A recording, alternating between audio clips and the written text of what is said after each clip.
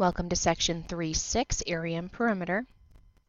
We're just going to briefly go over this section. We're going to do some activities in class tomorrow. But we just wanted to make sure that you understood the basics of finding area and perimeter of a rectangle. So the area of a rectangle is the length times the width, and you'll see my little rectangle on the side, length times width. And what area does is it tells you the space inside a figure.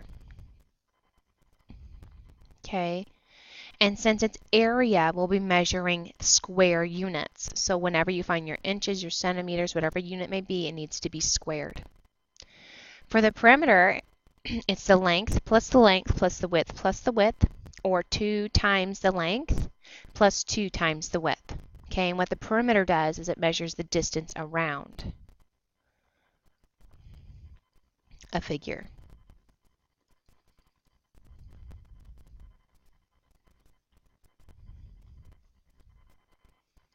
And since it's measuring the distance around the figure, your answer will just be in units. So you square area because it's the square units within.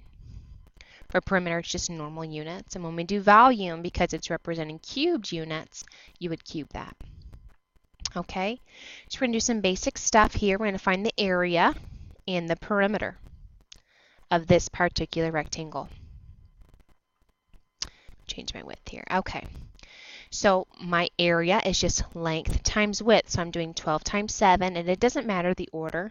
We know that multiplication is commutative, so I could do 7 times 12 if I wanted to as well. So 12 times 7 is 84, and it should be inches squared because it's area, square units. For the perimeter, I do 2 times the length, which is 12, plus 2 times the width, which is 7. Okay, 2 times 12 is 24. 2 times 7 is 14. 24 plus 14 is 38. And it's perimeter, so it's just normal inches. Okay, if you prefer to do 12 plus 7 plus 7, that's fine as well. You should get the same answer of 38 inches. Okay, so area is squared units. Perimeter is just regular units because it's just representing that distance around. We're going to do one more of these. I'm going to find the area and the perimeter. So remember, area is length times width. Perimeter is 2 times the length plus 2 times the width. So my length here is 4. My width is 10. 4 times 10 is 40, and the units on this is feet. And since it's area, it's going to be feet squared, once again representing the area within the rectangle. For the perimeter, I'm doing 2 times length, so 2 times 4, plus 2 times my width, which is 10. 2 times 4 is 8. 2 times 10 is 20. And 8 plus 20 is 28. So the perimeter would be 28 just feet, because it's just representing distance. Okay, last one.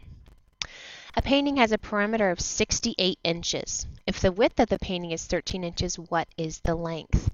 So my perimeter is 68, and my width is 13.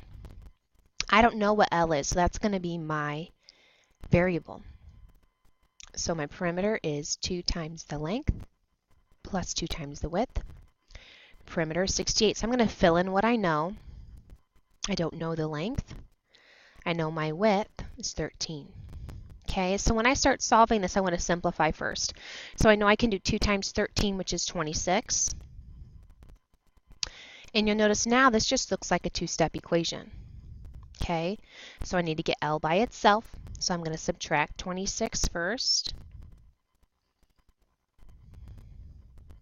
This is gone. I'm left with 2L.